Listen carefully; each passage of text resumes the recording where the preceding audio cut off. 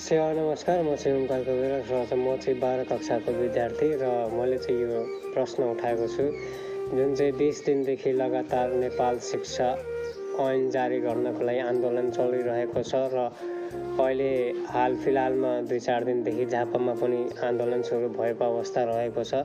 यसै कारणले कतिपय विद्यार्थीहरूले पनि यो भिडियोहरू बनाइरहेको छन् कि एक्जाम हुन्छ कि हुँदैन।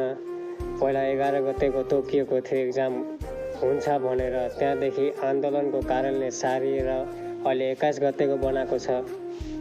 अब यो आन्दोलन अझै पनि निरन्तर रूपले चलिरहेको छ, त्यस कारणले अब यो 21 गतेको दिन पनि एक्जाम हुन्छ कि हुँदैन भनेर विद्यार्थीहरू अत्याधिक नै कन्फ्युजनमा अहिले बसिरहेको छ। त्यसै कारणले हामी अब के गरौँ त? अब यो आन्दोलन अब अहिले पनि यो शिक्षा ऐन जारी हुन्छ कि हुँदैन सरकारमाथि निर्भर गर्दछ, उहाँको फैसलाको कारणले हुन्छ।